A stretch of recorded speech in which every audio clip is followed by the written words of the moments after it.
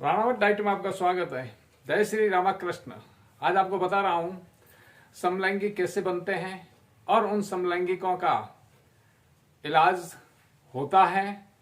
और दूसरी बात, काफी लोग भ्रम में रहते हैं और भ्रामक फैलाते रहते हैं, और ये भ्रामक बातें जो फैलाते हैं उसमें 377 धारा हट गई, बिल्कुल नहीं हटी है।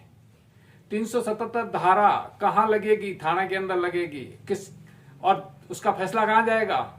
जज के पास में जाएगा, मजिस्ट्रेट के पास में जाएगा, अदालत में जाएगा।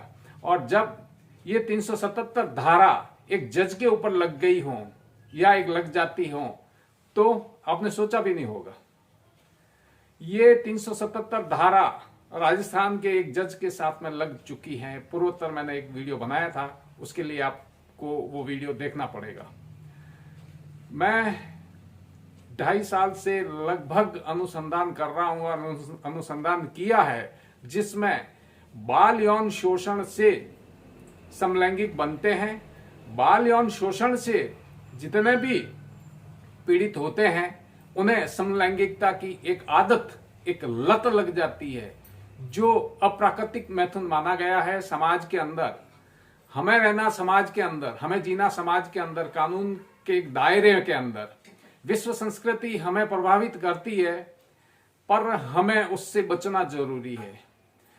आज आपको मैं बताऊंगा, ऐसे मैंने बहुत सारे वीडियो में भी बोला है और बताया है कि बाल उम्र के अंदर जो किशोरावस्था आती है उसके तहत 12 साल से 20 साल के बीच में जिन लड़कों के साथ में बाल यौन शोषण, बहला फुसलाकर या बलपूर्वक समान आयु के या किसी अधिक आयु वाले ने उनके साथ में यौन शोषण किया है, गुदा मैथुन किया है या मुख मैथुन करवाया है, किया है, तो उन लोगों में ए और बी 2 प्रकार के हैं। मैंने बहुत बार बताया है कि ए लड़का एक बाल रूप में है, वो जो मैथुन नहीं कर सकता, किसी की दृष्टि से कानूनन भी अपराध माना गया है, पर उसके साथ में उसकी तो गलती नहीं है।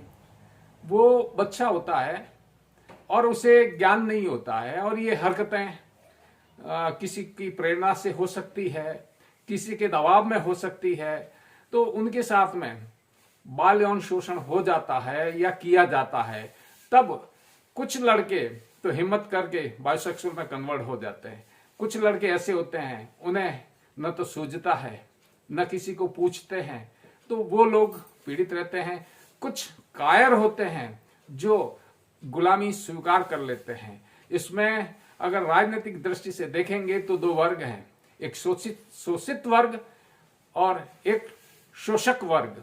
शोषक वर्ग के अंदर समलैंगिक ठीक होने में दिक्कतों का सामना करता है। उसे आइडेंटिटी ये प्राप्त हो चुकी होती है कि ऐसे लोगों ने भ्रामक संदेश दे दिए हैं कि इसका कोई इलाज नहीं, जो पूर्णतया गलत है। जिन लोगों में अच्छी प्रेरणा, अच्छे संस्कार रहे हैं, समाज के अंदर उन्हें उठना बैठना है, वो लोग मुझसे संपर्क किए और उन्होंने मुझसे ट्रीटमेंट लिया। ये सब जानने से पहले अगर आप मेरे चैनल पर नए हैं, चैनल सब्सक्राइब करें, वीडियो लाइक करें, अधिक से अधिक शेयर करें।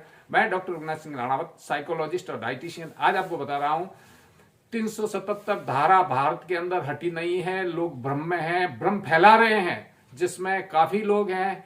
इसलिए आपको इंटरनेट के ऊपर आप देखेंगे तो 377 हटी हुई ज्यादातर भाषाएं लिखी हुई मिलेगी पेपरों के अंदर, पर कुछ लोगों ने आंशिक माना है, वो कम है और वो शब्द आपके सामने आता नहीं है। एक बात और बता दूं, मेरा दुर्घटनापूर्वक हाथ में फ्रैक्चर हो गया था, तो इस हिसाब से मैं कुछ वीडियो देरी से दे पाऊंगा। जो आपको ज्ञात हो या न हो, तो निरंतर इससे मैं अभी उपचार में हूं और ठीक होते ही ज्यादा दे पाऊंगा आप लोगों को। तात्पर्य अब यहाँ कहने का अर्थ है कि ये लड़का कई बार यौन शोषण से पीड़ित होकर माता पिता को पता ही नहीं होता है, और जब माता पिता को पता नहीं होता है तो उस दौरान वो आयु निरंतर बढ़ती रहती है और लत से लगा हुआ होता है। उनके साथ में ब्लैकमेलिंग भी होती है, यहां तक मैंने देखा। और वो शादी का समय आता है तो माँ बाप शादी के लिए बात करते हैं तो वो इनकार होते हैं। ये आपने देखा होगा पिछला वीडियो जिसमें मैंने बताया था कि 14 साल के लड़के के साथ में जज साहब ने बाल यौन शोषण किया, ये एक आरोप है। तो अब उस बच्चे को जो पीड़ा हुई, दर्द हुई, वो अपने माता पिता को बता दिया। तो मेरा कहने का अर्थ यही है कि जिन लोगों के साथ में बाल यौन शोषण हुआ है उन सभी व्यक्तियों को सामने आना होगा, अपने माता पिता को बताना होगा, और आपके साथ में किसी सहपाठी ने, किसी रिश्तेदार ने, किसी टीचर ने, किसी भी संस्था से जुड़ा हुआ जो कोई व्यक्ति है उसने आपके साथ में बाल यौन शोषण किया है तो आपको जो लत लगी है वो आसानी से छूट सकती है। ऐसे सारे समलैंगिक ठीक होते हैं और ऐसे मैंने ठीक किए हैं। ये इसके सारे मेरे पास में प्रमाण है। मैं सुनी सुनाई बातों पे विश्वास नहीं करता। मैं उस धरती से हूं जहां पे इतिहास बदल दिया जाता है, भूगोल बदल दी जाती है। उस मेवाड़ धरती से हूं मैं जहां पे गुलामी को स्वीकार नहीं किया जाता है, गुलामी को और दासता को दूर किया जाता है। अगर आप इस प्रकार से कोई पीड़ित हैं कि आपको समलैंगिकता की लत लग चुकी है या आपके परिवार में किसी को है तो आप उस आदत को आसानी से छोड़ सकते हैं, उसमें कोई दिक्कत जैसी बात नहीं है। सेक्स ड्राइविंग एक कला है, सेक्स एक गेम है, एक खेलने का तरीका है। वो इंसान भूल जाता है या सीखा नहीं होता है। जब सीखने के दिन होते हैं तो इसको हम सिखा देते हैं कि आपको कैसे सेक्स ड्राइव करना है, कैसे सेक्स गेम्स है इसको खेलना है। मान लीजिए कोई लड़का एक बंद कमरे में नल के नीचे स्नान करता है, उसे कहा जाए कि स्विमिंग पूल में स्नान करना है, तालाब में स्नान करना है, नदी में स्नान करना है, तो डुबकी लगाने से पहले नाक को पकड़ेगा। और अक्सर आप देख लेना कहीं पे भी गंगा नहाते हुए वो जरूर नाक को पकड़ेगा। पर जब वो स्विमिंग सीख लेगा किसी गुरु से तो न तो नाक में पानी जाने का डर होता है, न मुंह में पानी जाने का डर होता है, न आंख में पानी जाने का डर होता है, न कान में पानी जाने का डर होता है। अर्थात सेक्स ड्राइव करना में अरुचि क्यों नहीं होती है, इसके ऊपर काफी मैंने शोध किया है। मर्द होकर भी ना मर्द की जिंदगी बिताता है, ये व्यर्थ है। आप मर्द हो, पूर्ण रूप से संभोग कर सकते हैं, आप अपनी स्त्री को संतुष्ट कर सकते हैं, पिता बन सकते हैं। ऐसे मेरे पास में प्रमाण हैं। जो लोग शादी से डरते थे, कतराते थे, उन लोगों ने शादियां कर ली है और वो सभी खुश हैं क्योंकि उन्होंने भारतीय परंपरा में अपने परिवार के प्रति श्रद्धा रखी, अपने माता पिता के प्रति श्रद्धा रखी और वो लोग मुझ तक पहुंचे और ठीक हुए हैं।